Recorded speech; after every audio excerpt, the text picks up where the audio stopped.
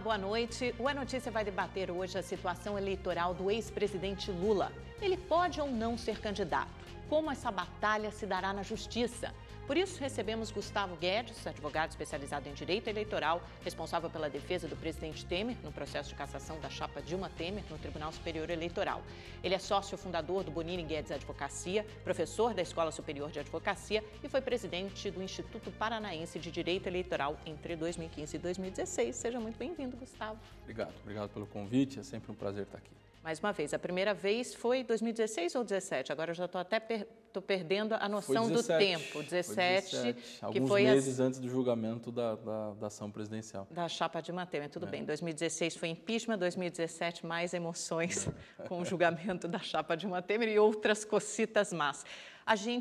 Era para a gente receber mais um colega do Gustavo, o Fernando Neisser, que também é advogado especialista em direito eleitoral. Infelizmente, ele teve um probleminha de saúde, um contratempo. Minutos antes da gravação da nossa entrevista, não pôde estar aqui, mas, enfim, é uma pena, a gente deixa para outra vez, mas vamos continuar debatendo esse assunto. Gustavo, vamos ter uma situação inédita com o protagonismo do Poder Judiciário nas eleições deste ano, principalmente da Justiça Eleitoral. Como é que você vê essa situação? É uma excrescência?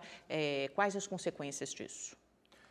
Eu acho que nós estamos sequencialmente numa evolução e numa conformação da nossa democracia.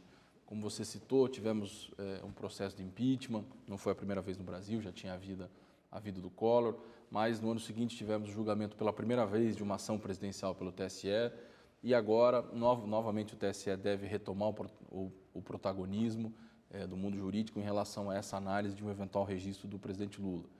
Eu acho que, por um lado, isso é salutar, porque isso significa que nós estamos avançando, estamos evoluindo a nossa democracia. Por outro lado, me preocupa muito porque são testes muito sequenciais e testes muito grandes para as nossas instituições. Então, eu acho que temos homens e mulheres preparadas para enfrentar esses testes, mas é tudo muito na sequência. Nem nos recuperamos do impeachment, depois desse julgamento, da possibilidade de cassação da chapa presidencial e estaremos de novo com o TSE no centro das atenções, analisando esse eventual pedido do registro do presidente Lula. Então, como eu disse, por um lado é salutar, mas por outro acaba, enfim, são muitas coisas... Estressando talvez o sistema, né? Exato. Sugando muito, exigindo muito do sistema em pouco tempo. E você acha que as instituições têm saído bem até aqui?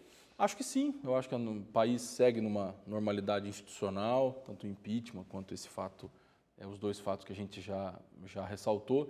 E acho que tanto o TSE quanto, eventualmente, o Supremo vai passar por isso sem maiores dificuldades. Obviamente, quando envolve uma situação dessa, de um dos maiores líderes políticos da história do país, líder também nas pesquisas de intenção de voto divulgado, tudo isso tende a estressar muito mais e dificultar muito mais, o que já não seria fácil.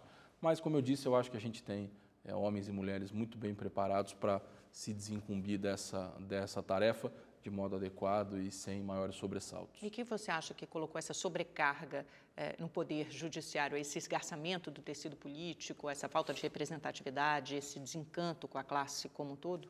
Eu acho que sim, aquela tripartição clássica dos poderes, né, executivo, legislativo e judiciário, ela exige que cada qual cumpra adequadamente a sua função. E então, historicamente, quando um desses poderes, por qualquer motivo, não desempenha a sua função do modo mais adequado, outros poderes acabam tendo a necessidade de ocupar essa lacuna. E eu vejo um pouco isso, o Congresso Nacional afetado por muitas denúncias de corrupção, então isso faz com que haja uma diminuição do tamanho e do papel, da importância que tem essas instituições e acabou se transferindo um pouco para o Poder Judiciário essa tarefa. Não é o modelo mais adequado, porque, como eu disse, essa tripartição dos poderes funciona bem há muito tempo, mas é o modelo que se tem nesse momento e é mais um desafio da nossa democracia que a gente tem que superar e acho que a gente tem superado bem. Quer dizer, ela continua existindo, essa tripartição, mas às vezes esse jogo fica um pouco mais desequilibrado, nesse momento pende mais para o judiciário. Você vê riscos nisso também, de um autoritarismo do Poder Judiciário, um protagonismo excessivo que pode acabar resvalando em alguns erros ou excessos? Eu acho que a médio prazo, sim. O Supremo, nos últimos anos, sobretudo no campo político, tomou algumas decisões que, na minha avaliação, não foram as mais corretas. Como o que, por exemplo? Por exemplo, a proibição da cláusula de barreira, lá atrás, 2006, se não me falha a memória, com que havia, então, o Congresso... havia feito essa reforma, havia feito essa reforma para diminuir o número de partidos políticos, que esse, para mim, é um dos maiores problemas que nós temos atualmente. E o Supremo entendeu inconstitucional. Eu acho que, de fato, o modelo que foi colocado não era o modelo 100% correto, mas o Supremo poderia ter feito um corte naquela situação. Havia quem criticasse porque, na prática, você teria deputados de status diferentes, um poderia participar de comissão e outro não. Isso realmente eu acho que era um equívoco. Como se fosse um deputado de segunda classe, exato, né? Talvez. Deputado de segunda classe, era essa a expressão. E, então, agora, o Supremo poderia ter ido até uma parte, né? Mas ele declarou tudo inconstitucional e hoje nós estamos aí com 35 partidos autorizados a funcionar, reconhecidos pelo TSE, 28 na Câmara e mais uma fila aí de 30 ou 40 para serem criados no TSE. Então, eu acho que essa foi uma decisão equivocada. A fidelidade partidária também é algo que, da forma como foi colocada, foi importante, mas ela veio sendo desnaturada. E recentemente temos... Até porque a gente tem a janela partidária, né? Aquele um mês de oba-oba, troca-troca, a gente viu isso acontecer recentemente. Que é uma resposta, é um cabo de força, né? É um cabo de guerra entre, nesse caso, o Legislativo e o Judiciário. O Judiciário barra por aqui, o Legislativo vai lá e cria... Dá um jeitinho, né? Faz uma malandragem para... Exatamente. E, por último, eu acho também, eu falo muito sobre isso, discordei da decisão do Supremo proibindo a doação de pessoas jurídicas. Eu acho que era muito melhor regulamentarmos ela. Essa era até uma pergunta minha mais para o final. Limitarmos ela do que necessariamente proibir, fingir que não existe e fazer com que a gente faz no Brasil. A gente, em vez de regulamentar as coisas e jogar luz para os grandes temas nacionais, alguns joga para baixo do tapete e isso eu não acho adequado. É tudo ou nada, mas por que você acha que foi um erro essa história de barrar as doações de pessoas jurídicas, né, de empresas, basicamente, a candidaturas? Isso vem muito na esteira da Lava Jato, então, num contexto de moralização, porque a gente sabe que todo o esquema ocorria justamente por causa da propina paga, das doações de Caixa 2. Primeiro porque eu acho que as empresas são sujeitos de direito e podem legitimamente participar de eleições. Agora, com regulamentação. Porque o argumento era one man, one vote, não era isso? Um homem, um voto? Quer dizer, a empresa, de alguma forma, burlaria essa tese de um homem, um voto, porque a empresa com dinheiro valeria muito mais votos do que eu ou você individualmente. Mas aí você limitaria. O que a gente não poderia permitir era situações como a gente viu depois da JBS, que doou 300 e tantos milhões de reais com uma linha de financiamento absurda do BNDES. Então, esse tipo de situação, que foi, na verdade, o que levou à decisão. Os casos concretos que... os excessos, né, levaram à decisão. Os excessos citados nesse julgamento acabaram por decidir. Eu não acho a melhor solução, e vou dar um exemplo histórico. A CPI que concluiu pela cassação do ex-presidente Collor, né, ele acabou renunciando, na verdade, depois, mas o relatório final daquela CPI concluiu que uma das causas de tudo aquilo que houve era a proibição de doação de pessoas jurídicas. E isso 26 anos atrás, aproximadamente. Então, nós estamos em 2 décadas, talvez involuindo ao invés de evoluir. E a evolução, no meu modo de entender, seria uma regulamentação específica em relação a isso. Uma limitação adequada, não só de 2% do faturamento como era antes, mas uma limitação nominal, 2% ou X mil, centenas ou milhões de reais, não importa. De repente para um determinado partido e não para todos. Exatamente, de repente só para um partido e não para outro. Que houvesse, por exemplo, quem integra obras públicas, seja pela sociedade de propósito específico criado, seja pela holding, não poderia doar. Quem tem linha de financiamento do governo. Ou seja, havia maneiras de você regulamentar antes da gente partir para essa decisão radical. Era esse o meu ponto. Talvez nós pudéssemos avançar um pouquinho antes de proibir. Como é que funciona isso em outros países? Agora, só por curiosidade, nos Estados Unidos, na Alemanha, sei lá, nessas democracias desenvolvidas, avançadas? Olha, valia muito pelo sistema. Você tem países onde há essa proibição expressa, que não há possibilidade de participação. Você tem outros. Os Estados Unidos havia essa proibição, mas depois autorizaram a criação dos super PACs, aqueles comitês onde na prática acaba vindo dinheiro de pessoas jurídicas, mas os Estados Unidos é onde o lobby é regulamentado, e no Brasil a gente finge que não há. O lobby é um outro exemplo disso. Que deveria ser regulamentado, claro, é reconhecido, porque ele existe. Por que a gente não finge que não existe o lobby? Por que a gente vai fingir que não existe doação de pessoa jurídica em vez de regulamentar? Então, pelo mundo, isso é muito variado, mas isso está muito mais ligado ao sistema. Tem países na Europa, onde o sistema é de financiamento público total, aí nesse caso não há, então, é a participação do privado, mas no Brasil a gente ainda não tem, a gente tem um sistema misto aqui no Brasil, já era misto porque havia antes o horário eleitoral, que era gratuito para os partidos, mas nós todos pagamos a conta daquele horário, do espaço das TVs, e agora ficou ainda mais misto, ou melhor, ainda mais público, com um fundo de financiamento, que naquela linha do cabo de força entre legislativo e judiciário, o judiciário proibiu as pessoas jurídicas. Foi a resposta que eles encontraram, a resposta né, foi Manira, a criação do fundo, 2 bilhões, 1 bilhão e 700, para ser mais exato. Fora o fundo partidário, fora ao qual os 800 ele já milhões tem do fundo partidário. Direito, dá, sei lá, 2,5 mais ou menos. E isso pode ser, e é uma involução nesse sentido, porque talvez acabe barrando a renovação, né? O que tem sido muito discutido agora, porque afinal de contas os dirigentes partidários são responsáveis por distribuir esses recursos, naturalmente vão distribuir para quem eles já conhecem. Quem eles já conhecem é quem já tem mandato. Exato. Então, quem na prática, deputado, senador, que hoje tem um mandato, tem uma chance ainda maior de se reeleger. Aquele cara que não tem mandato não vai contar com dinheiro do fundo partidário, tampouco com dinheiro de uma empresa que, de repente, poderia financiá-lo.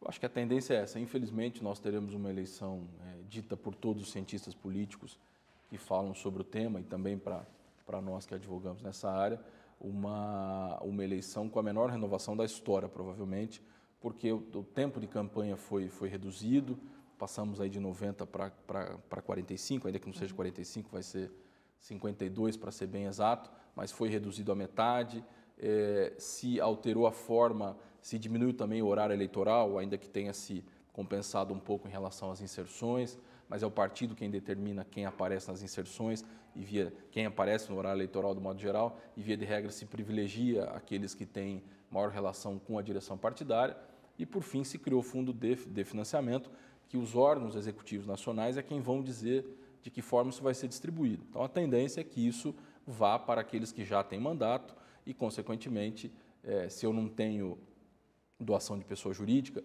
se não há cultura da doação de pessoa física no Brasil e não há dinheiro do fundo de financiamento, não há muito como fazer campanha. Portanto, ainda no Brasil, o dinheiro é muito importante nas campanhas. E olha que paradoxo, no momento em que nunca se exigiu tanta renovação, todo mundo fala, né, do novo na política, é justamente a eleição em que nós corremos o risco de ter a menor taxa de renovação da história. É a aposta que se faz por conta de todo esse...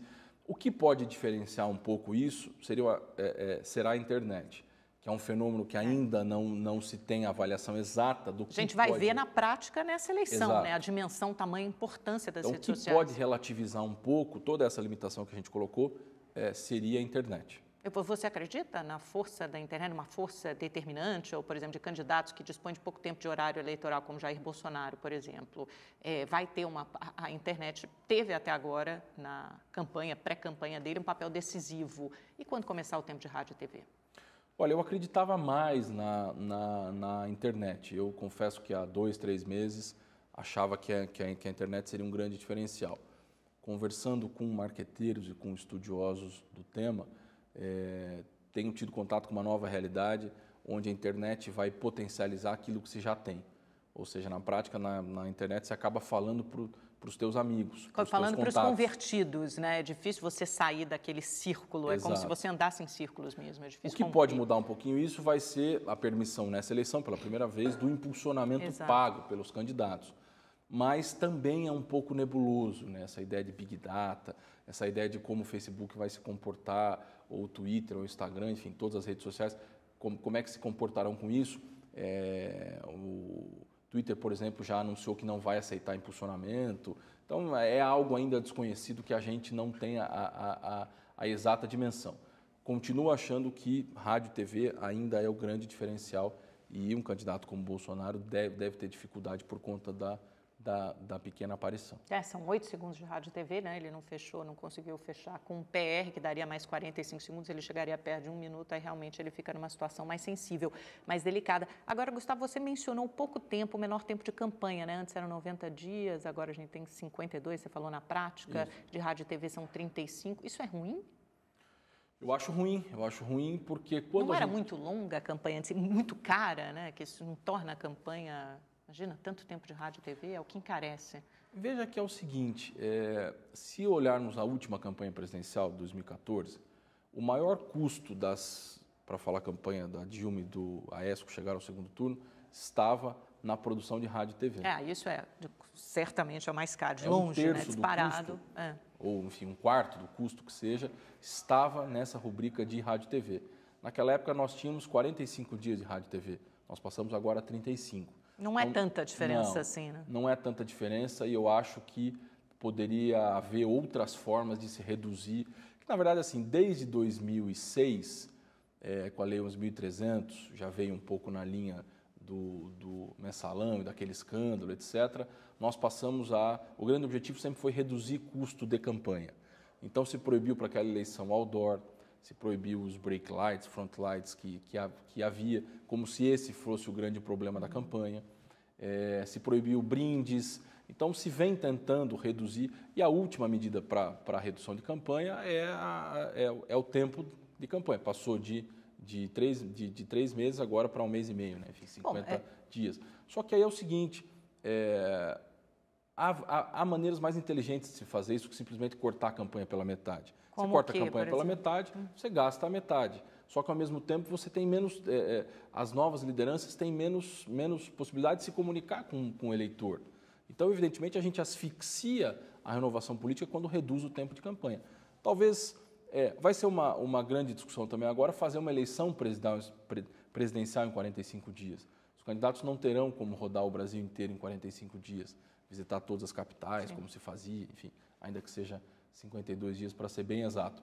Então, também vai ser um desafio e eu não vou me surpreender se a gente tiver, para a próxima eleição, um ajuste em relação ao tempo de campanha. Isso já está em discussão? Não, ainda não. Não há porque, na prática, o Congresso, eu já defendi e tenho defendido quando falo também, de que o Congresso deveria ter uma comissão permanente para a reforma da legislação eleitoral e também, eventualmente, até do próprio sistema eleitoral, discussão sobre majoritário, proporcional, distritão, aquela situação toda. Porque, na prática, nós temos, desde 97, quando a lei das eleições veio para ficar, né? Enfim, até então havia uma lei criada para cada eleição.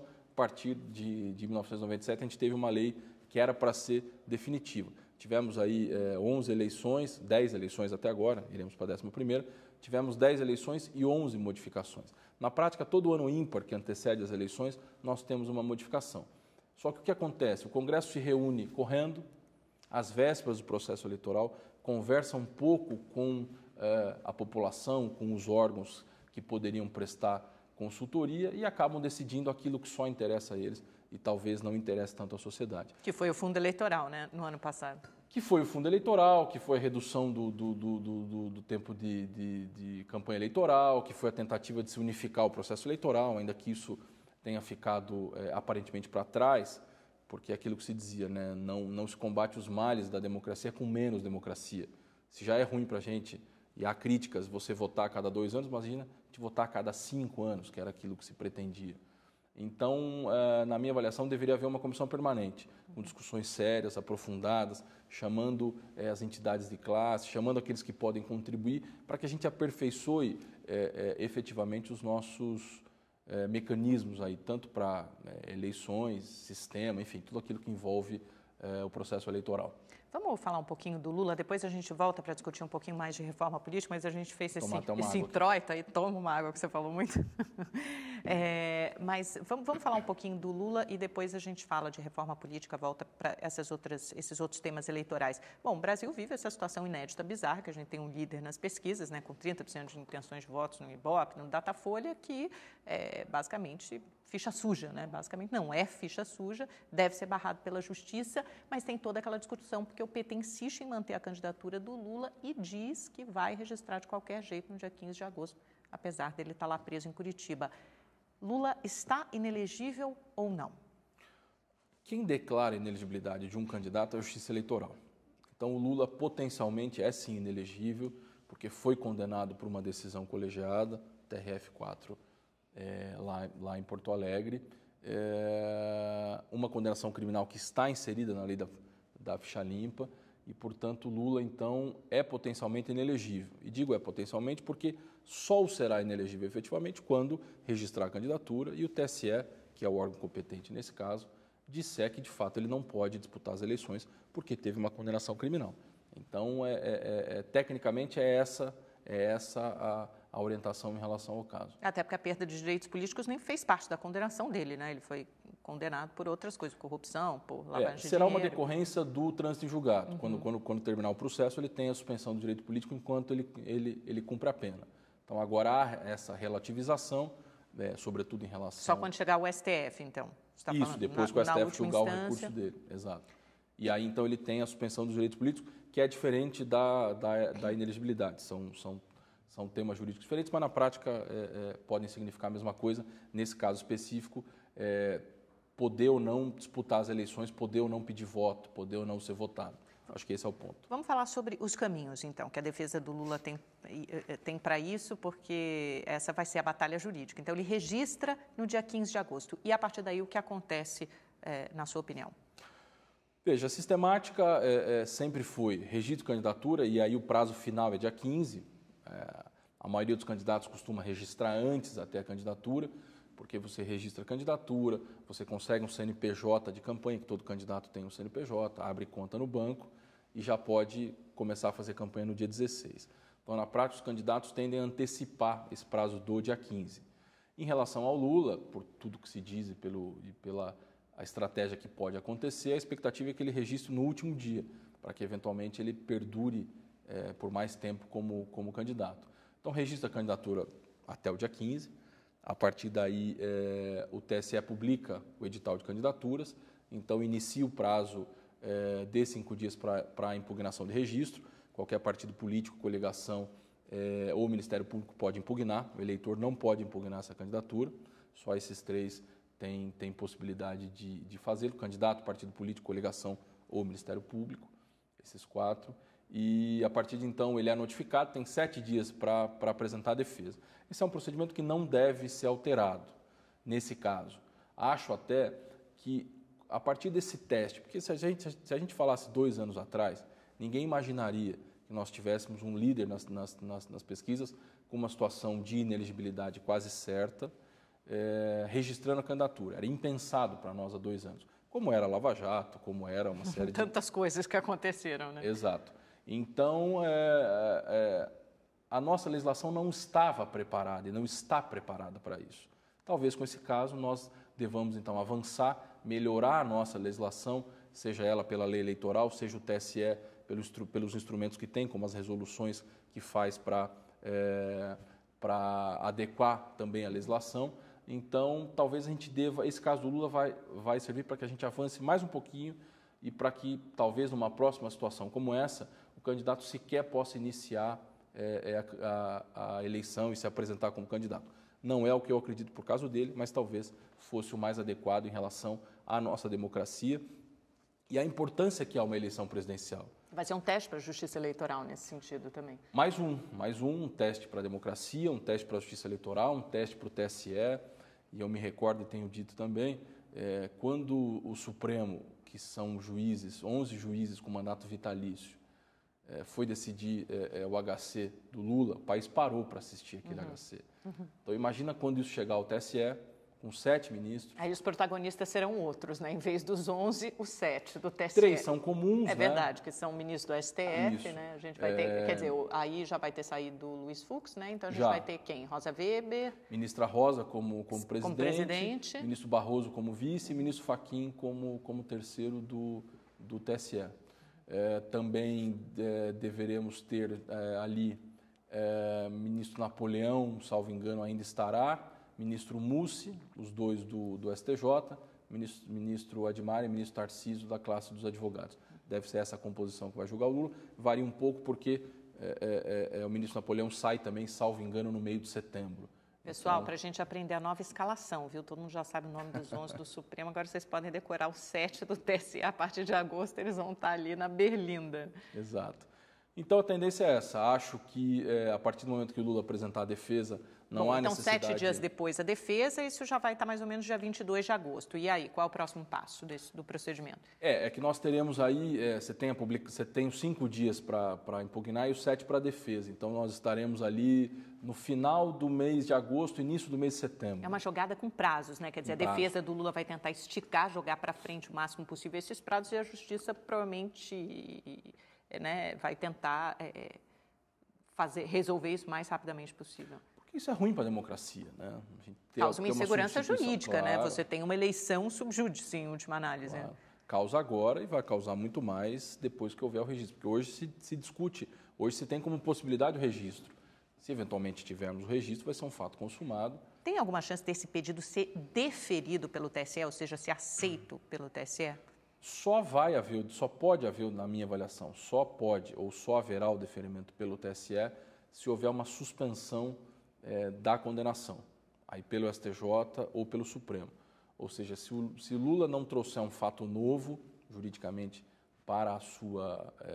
aquela liberação lá pelo TRF, aquela tentativa de soltura, talvez não valesse. Então, porque ela poderia eventualmente levá-lo para casa, mas não necessariamente poderia suspender todos os efeitos do acórdão do próprio TRF.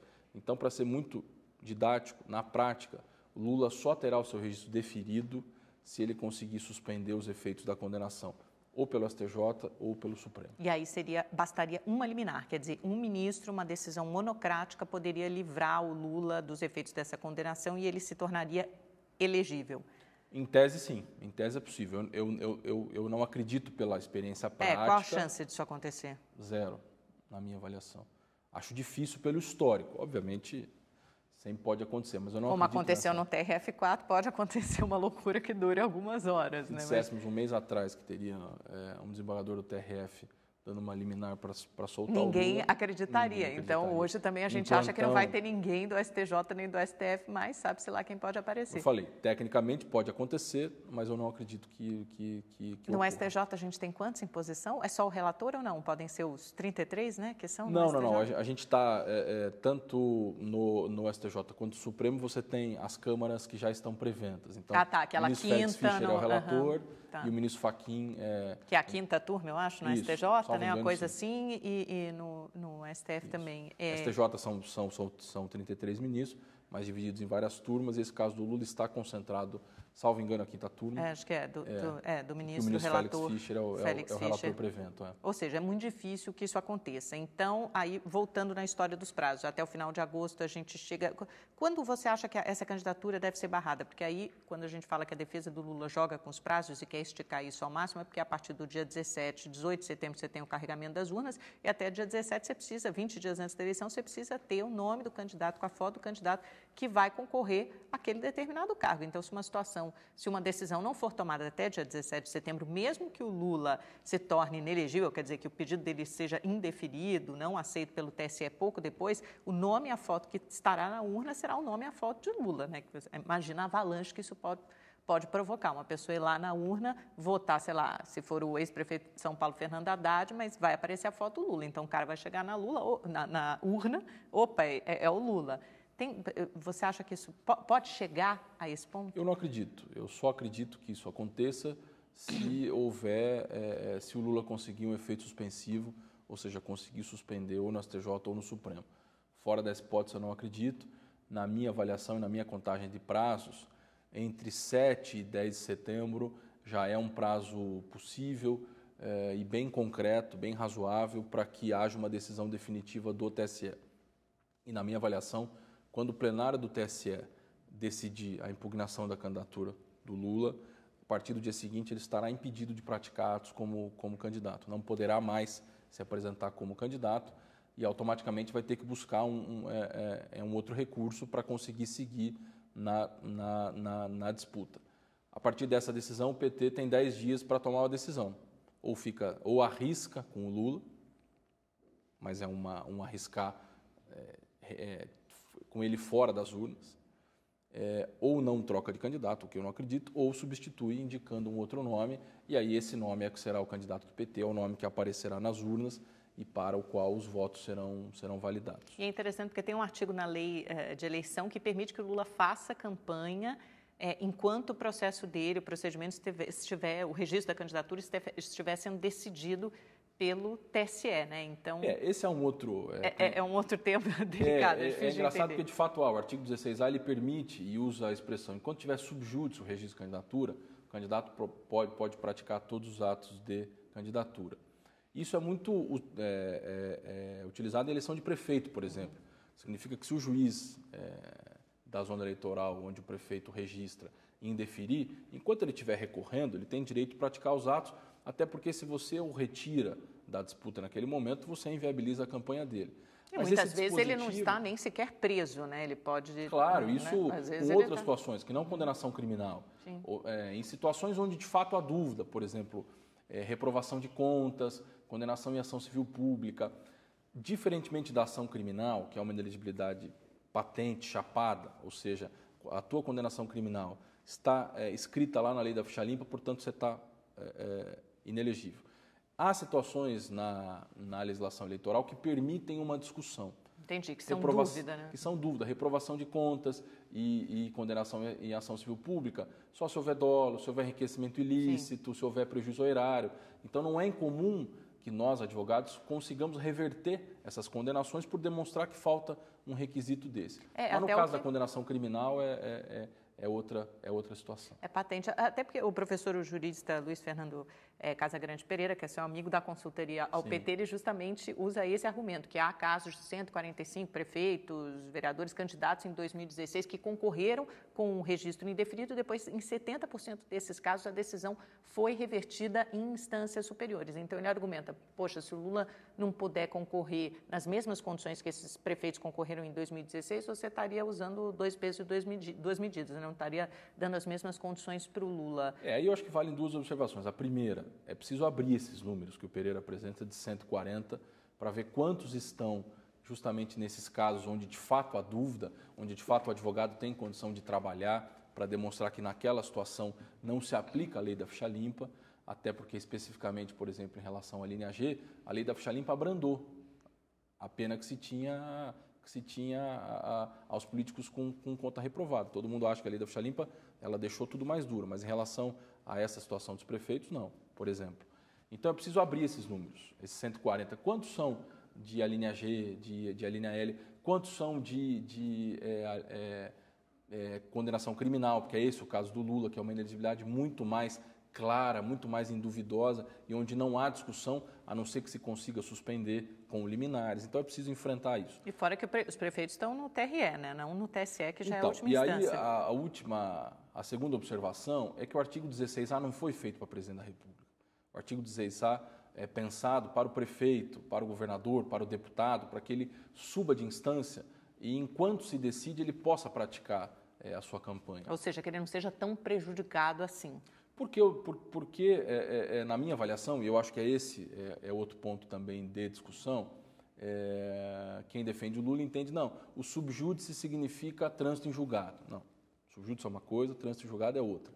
E na minha avaliação, até por precedentes do próprio TSE, o subjúdice contíguo no artigo 16A garante que até que o TSE decida, que é a última instância da Justiça Eleitoral, se possa praticar os atos de candidatura. Então, seja o prefeito, seja o Lula, enquanto o TSE não decidir, pode praticar os atos de candidatura. A partir do momento que o TSE tiver a sua decisão... Aí aquilo cessa, né? Isso é interessante porque o próprio ministro Luiz Fux, que hoje é presidente do Tribunal Superior Eleitoral, se bem que até dia 15 de agosto não será mais, ele defende justamente a discussão sobre esse termo, né, subjúdice. Para ele acha que com a condenação no TRF4, ou seja, segunda instância, que é vedado pela lei da ficha limpa, que ele possa concorrer, então, portanto, isso já está esgotado, já foi esgotada a condenação, e aí, então, portanto, ele não estaria mais subjúdice. O ministro Asmar Gonzaga defende que a candidatura, o registro da candidatura do Lula seja barrada de ofício, ou seja, até mesmo sem uma representação contrária de um outro partido, de um outro político, são as pessoas que podem, né, contestar a candidatura, o registro da candidatura do Lula.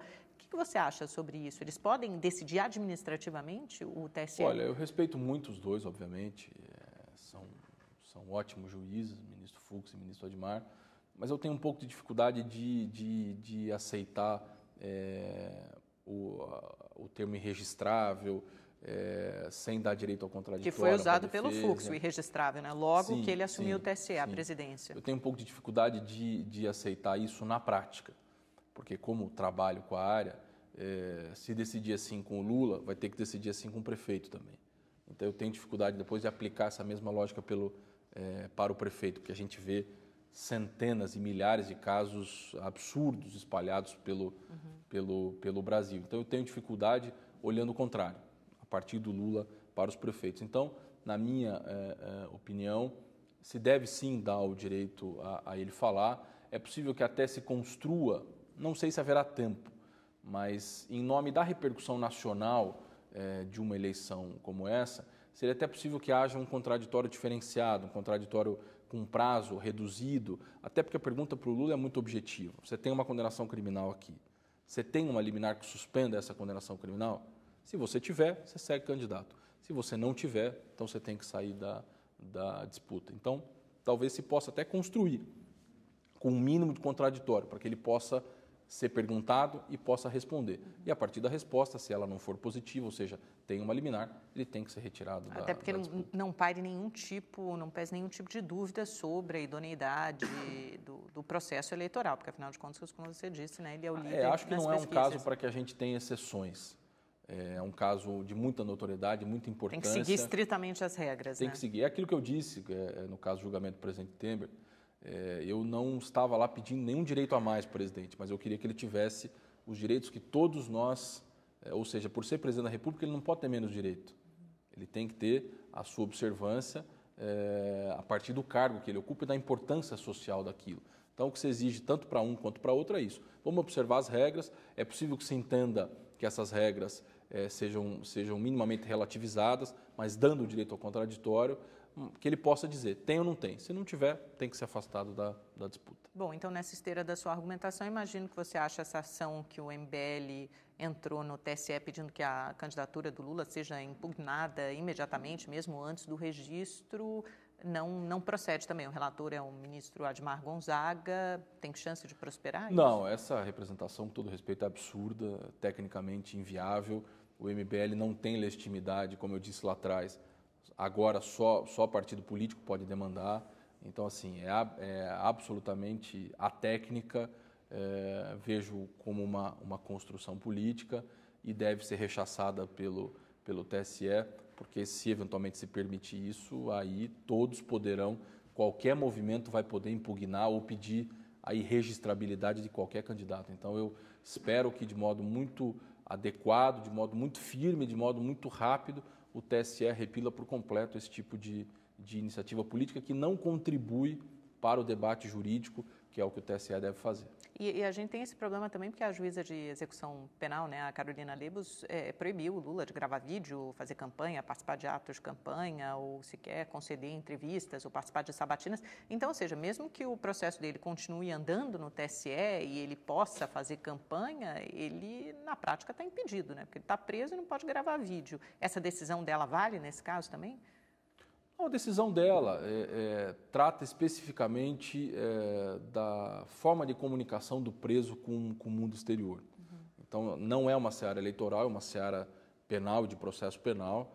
Uma decisão dela muito profunda. Eu discordo só na passagem onde ela já indica o Lula como inelegível. Ela não é a juíza competente para dizer se o Lula é ou não inelegível. O único juízo competente para isso é o TSE. Mas, fora disso, foi uma decisão muito bem aprofundada. E tenho preocupações práticas, caso houvesse um entendimento pela possibilidade de se dar entrevista, porque o primeiro passo é a entrevista, aí para qual veículo? É uma entrevista coletiva, não é? Como é que isso se dá dentro da Polícia Federal? Mas aí os advogados argumentam, né, que o Marcinho VP já fez, a Suzane Richthofen, enfim, outros criminosos condenados deram entrevistas de dentro da cadeia. Acho que é uma avaliação diferente, né? Essas pessoas, para um ex-presidente Lula, acho que... Você acha que isso tumultuaria ainda mais o processo Agora, há eleitoral? pouco eu disse, não vamos retirar nenhum direito dele, mas também não podemos dar muitos direitos a mais. Os advogados argumentam o contrário, né? Poxa, se esses outros criminosos deram entrevista, estão tirando o direito só porque ele é ex-presidente da República.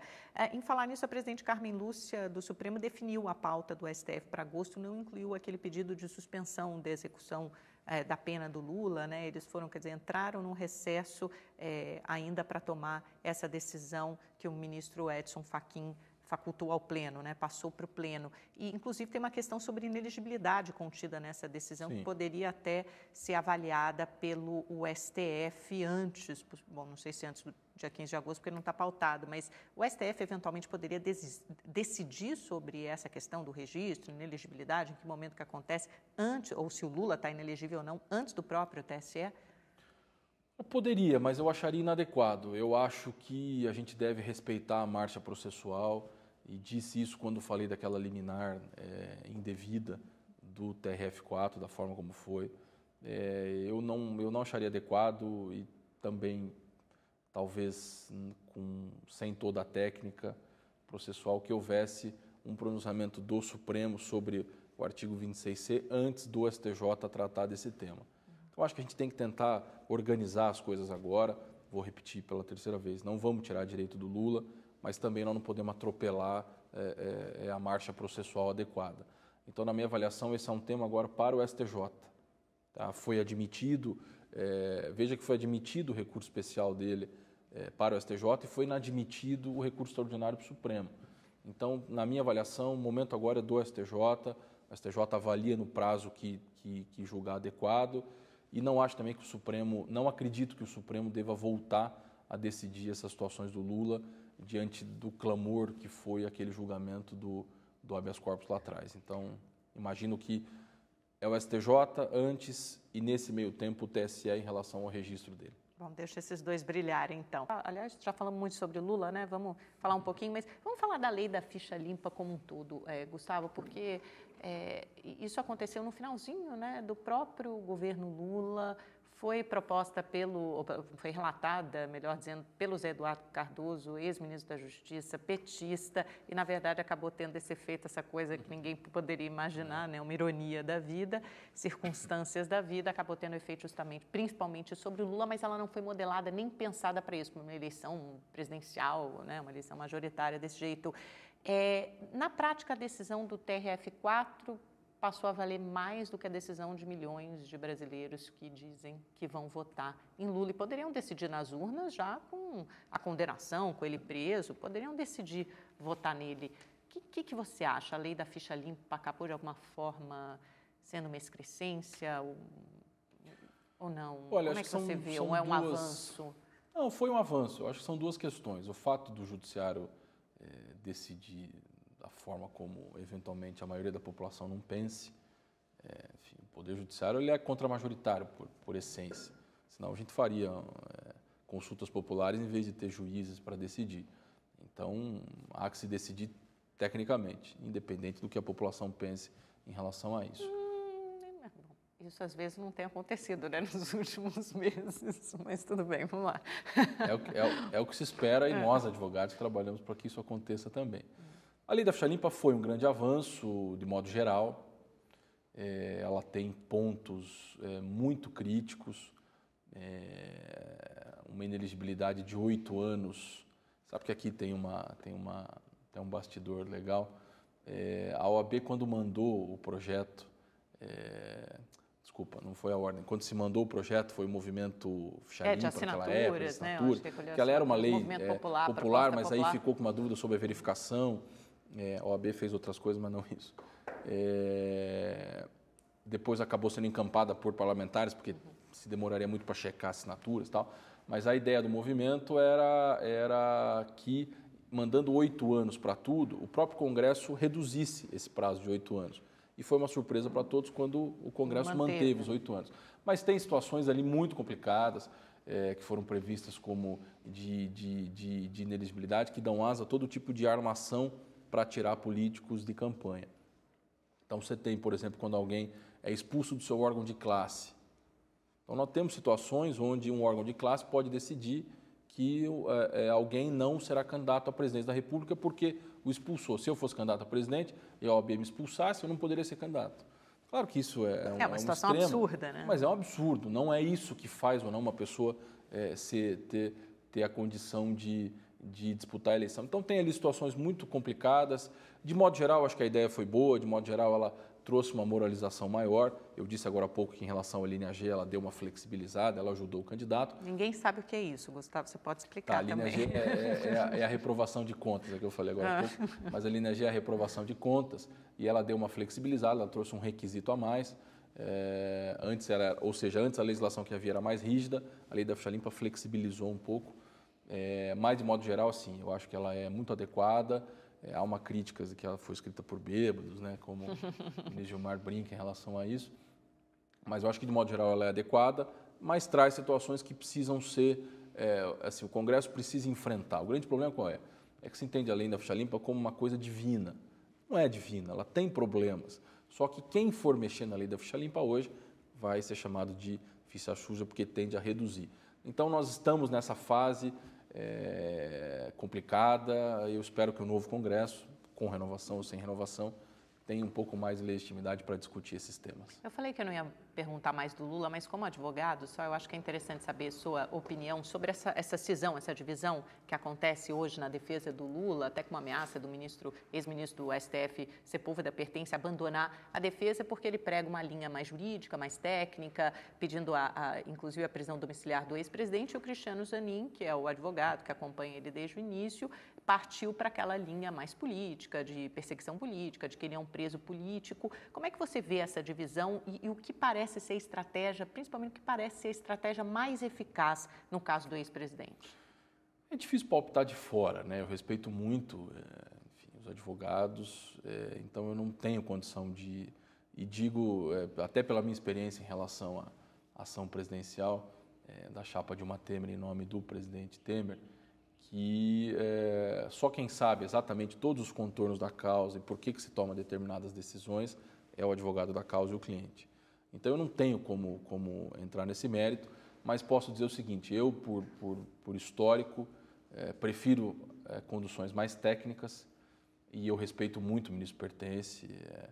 Enfim, todos nós, advogados, temos uma devoção muito grande por ele, por aquilo que fez, é um grande homem público, mas não tenho como opinar em relação ao que ocorre. Mas eu prefiro e pauto os meus casos por decisões mais técnicas e respeito muito o ministro Pertence. Já no finalzinho da nossa entrevista, Gustavo, nos encaminhando para o final, vamos falar de reforma política, porque tem uma série de temas pendentes, né? Eles aprovaram uma cláusula de barreira bastante gradual. O que você acha que é possível avançar ainda? É preciso avançar? Alguns candidatos, inclusive, propõem que isso seja feito no próximo ano, né? Eu acho que hoje a maior dificuldade que a gente tem no Brasil é o número de partidos políticos. Eu não vejo o próximo governo, seja ele quem for, escapando de negociar de forma muito intensa com o Congresso. Nós temos 28 partidos. E em desvantagem, né? Porque chega uma hora que o presidente vira quase que um refém de todo aquele conglomerado. Desse nosso sistema e desse número de partidos. Esse presidencialismo de coalizão que se nominou é uma coisa muito perigosa. Que virou de cooptação, nas palavras do Fernando Henrique. Então, eu tenho assim muita apreensão pessoal com o próximo presidente da República, negociando com todos esses partidos, e tenho uma preocupação muito grande que a gente não consiga também terminar o próximo mandato, seja por intervenções da Justiça, seja por intervenções políticas. Poxa vida, então acho que a gente vai precisar se aprofundar um pouquinho mais nessa última parte da sua declaração. Por que esse temor, na parte jurídica e na parte política? Porque a negociação com o Congresso se dá com uma negociação com políticos que nem sempre têm a mesma índole do presidente da República. Às vezes o presidente da República precisa tomar algumas medidas em nome de manter uma base no Congresso, porque se ele não mantém a base no Congresso, ele pode sofrer um impeachment. Ou seja, se ele perde a sustentação, ele acaba virando um refém dos deputados se conseguirem maioria no Congresso. Ou seja, 2 impeachments em pouco tempo da história brasileira parece que abriu a porteira em um precedente. Tenho preocupação com isso. Podem se animar com essa ideia. Então, eu brinco isso. Eu tenho uma região no Paraná que eu atendo alguns clientes. E aí uma Câmara de Vereadores caçou um prefeito há pouco tempo. Agora virou uma febre naquela região de todas as câmaras se empoderando e tentando, prefeito que não aceita negociar. E aí negociar enfim, naquela política que tem que ser feita, então se instaura o processo de cassação. Então eu espero que isso não aconteça, mas eu tenho uma preocupação.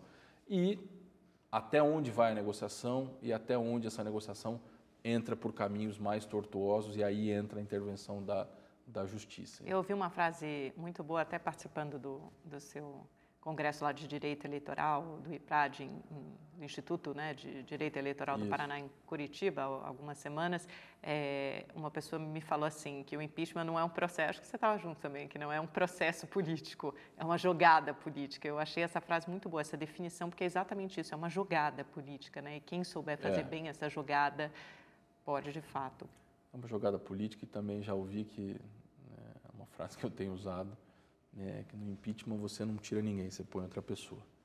Mais ou menos isso. Cuidado com os vices, candidatos, cuidado com quem vocês vão escolher de vice. Mas isso, em última análise, é por uma instabilidade política, por uma falta de negociação, que pode ser legítima ou não com o Congresso. E por uma deficiência, claro, do nosso sistema político, que não funciona mais com esse número tão grande de partidos. Me parece que é mais difícil você negociar com 10 partidos, parece que é menos difícil você negociar com 10 do que negociar com 40.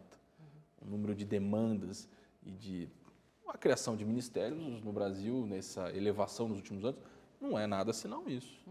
Claro, para você poder atender todas as demandas por cargos e verbas, né? Então, aquela história, você reduz, tudo bem. E quem fala que vai reduzir ministério está indo no contrafluxo, não tem como reduzir ministério se você tem tantas demandas para atender. A ideia de reduzir ministério, ela é excelente. Ela é ótima, em essência, mas na prática, difícil funcionar. Então, a gente precisa olhar um pouco para isso também, não adianta a gente ficar só, como a gente falou no começo do programa, a gente joga as coisas para o tapete, finge que não existe. Então, não adianta a gente só olhar para isso, tem que cortar de 40 para 10 ministérios? Tem. Mas de que jeito? Como é que vai se governar? Como é que vai Ou seja, isso passa por uma reforma política na sua visão e tem que ser isso, quer dizer, tem que ser imediatamente, assim, a partir do primeiro ano do próximo presidente. Acho, agora, a reforma política é feita pelo Congresso. Exato, que Congresso aí é que está o problema. É esse o ponto. Então, as coisas estão todas interligadas. Não há, também ouvi isso, não há solução fácil. Se fosse fácil, a gente já teria feito. Mas é importante que a gente continue caminhando para frente. Pois é, gente, não podemos acabar num tom pessimista essa entrevista. Você tem uma sensação que a gente está no mato sem coelho, né? Não, acho que... Você está num congresso que pode ter a menor renovação, taxa de renovação da história, tem que fazer a reforma política para renovar um congresso, para impedir que alguns... Enfim, Agora, o lado bom disso, que nós vimos também nessa última legislatura, é a participação popular. A gente viu que ela funciona. Nós tivemos aí 3 ou 4 exemplos muito evidentes de pressão popular e da mídia, da imprensa que tem atuado de fato como esse quarto poder. Né? Então, acho que, é por aí. Para não terminar com o lado pessimista, a gente viu que isso pode funcionar. Sim. Se houver uma organização, eu acho que isso... A Lava Jato está aí apoiada justamente nesse pilar, que é o pilar que sustenta a Lava Jato, que é o apoio popular, um grande avanço, e da imprensa. Necessária, com excessos, mas de modo geral também muito adequado. Bom, você já está respondendo a primeira pergunta do meu pinga-fogo. Vamos lá, eu ia te falar Lava Jato. Adequada e necessária. Sérgio Moro. Acho que você já tinha feito essa outra pergunta, eu devo ter respondido, um bom juiz. Carmen Lúcia. Carmen Lúcia, ministra do Supremo. Gilmar Mendes. Corajoso. Luiz Fux. Muito bem intencionado. Dias Toffoli. Uma boa esperança. Fernando Henrique Cardoso. Muito importante na história do país. Dilma. Cometeu muitos erros. Temer. Muito corajoso. E Lula. Um grande líder político, mas já deu a sua contribuição. Muito obrigada, Gustavo, pela sua entrevista, mais esse bate-papo. Segunda entrevista aqui não é notícia, está sempre convidado a voltar. Obrigado, estou sempre à disposição, um prazer.